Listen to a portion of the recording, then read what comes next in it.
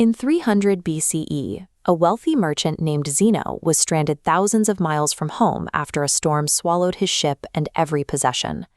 Centuries later, a political prisoner faced 27 years of isolation inside a concrete cell in South Africa.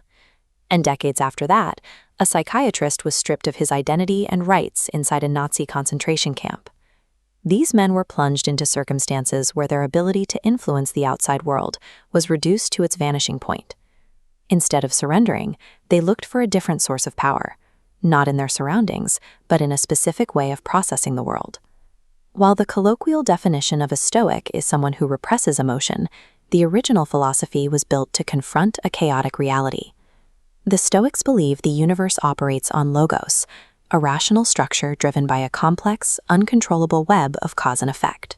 Stoicism is a tactical approach to dealing with the world as it is, establishing a hard boundary around the few things we can actually change. The philosopher Epictetus observed that human suffering is not caused by external events, but by our internal judgments about those events. To manage these judgments, the Stoics cultivated 4 cardinal virtues. First is practical wisdom, the ability to process threatening situations with logic rather than panic. Second is temperance, the daily practice of self-restraint and moderation. Third is justice, the commitment to treating others fairly, even when they have done wrong. Finally, courage.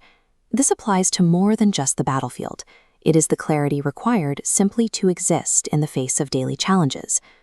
When the external universe strikes, cultivating these 4 internal virtues is the only legitimate power a human being possesses.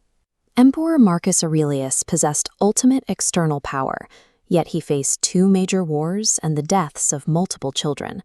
His private journals were a mechanism for his own survival, written to anchor his mind during a 19-year reign. Aurelius used his writing to actively drill the 4 virtues into his own mind, preventing the chaos of the empire from destroying his internal resolve. The most powerful man in the ancient world survived by constantly reminding himself of how little external control he truly had. Internal mastery serves as the foundation for external action. In ancient Rome, Seneca used these principles to demand the humane treatment of slaves based on their shared humanity. This lineage of thought continued through time, with Marcus Aurelius's private journals eventually reaching Nelson Mandela.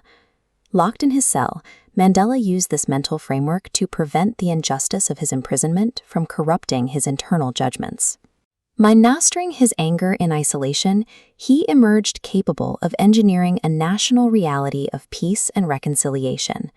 Stoicism teaches that only individuals who have cultivated virtue within themselves can bring positive, lasting change to others. Modern psychology has adopted these ancient principles into formal clinical treatments. Rational emotive behavioral therapy targets self-defeating internal attitudes, rather than focusing on the life circumstances a patient cannot change. Viktor Frankl's logotherapy, born from the concentration camps, is based on using willpower to fill even the bleakest situations with meaning. We will all experience our own unpredictable shipwrecks. We cannot control the storm, but we retain authority over how we rebuild.